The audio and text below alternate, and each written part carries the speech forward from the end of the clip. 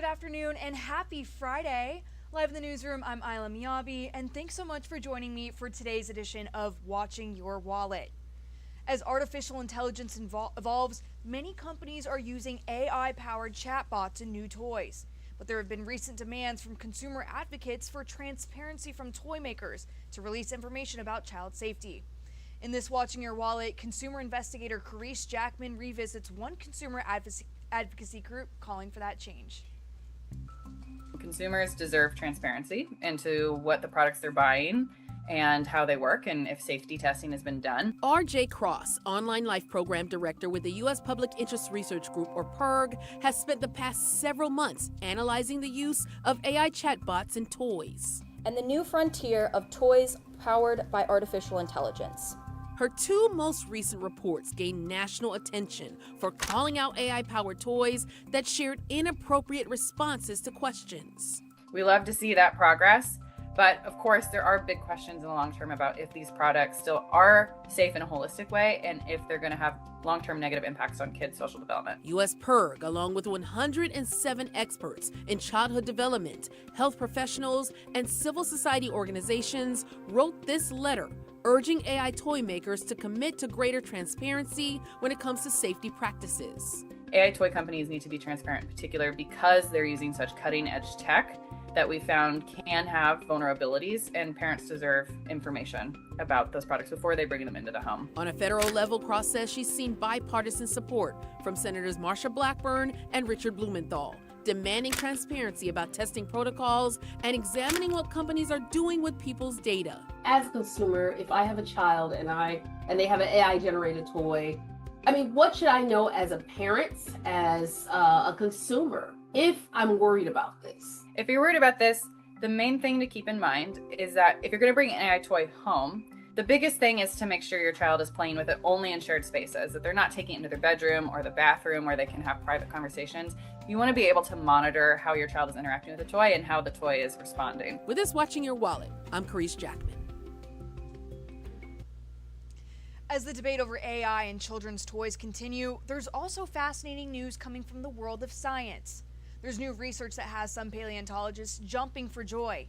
Dan Smith shows how giant extinct kangaroos may have been able to hop around just like their descendants did.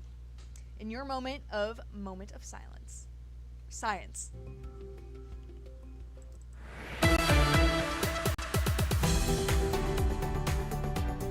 If there are two things you picture when you hear the word kangaroo, chances are it's either a mama with a joey in her pouch or their propensity to hop across the outback.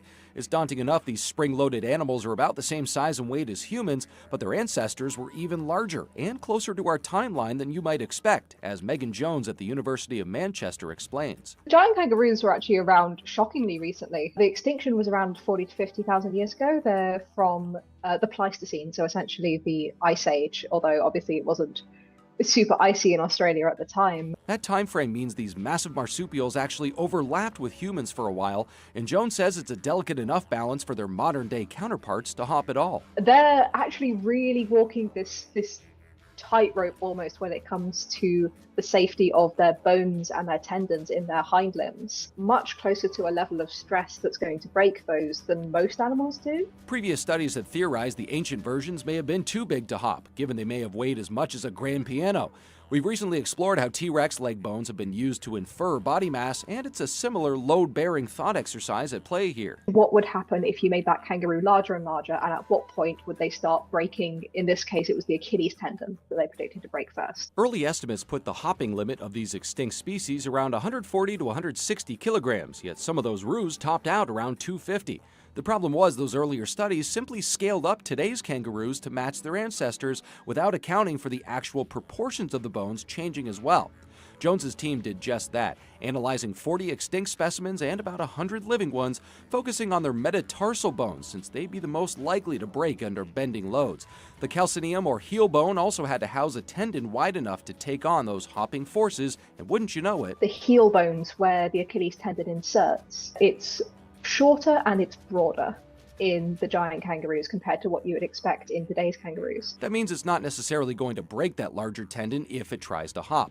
Jones says while this study shows it's mechanically possible for these boomers to have bounded around, it's not definitive proof that they did. It's perfectly possible that, it wasn't physically impossible for them to do it, but they chose not to because it wasn't a particularly useful gait for them. Hopping may not have been their preferred mode of locomotion, opting perhaps to walk on all fours or use their tails to even greater effect than modern kangaroos already do for balance. Jones says this new result helps build our picture of Pleistocene-era Australia, including how these roos may have gotten away from predators like the marsupial lion. They have very odd blade-like teeth and large thumb claws. Whether or not the giant kangaroos can hop to get away from them very much influences, what they have at their disposal to avoid that kind of predation. A new perspective on an ancient animal with every small leap forward. For this week's Moment of Science, I'm Dan Smith. Thanks so much for tuning in, and I'll see you all at 3 for your daily news and weather update.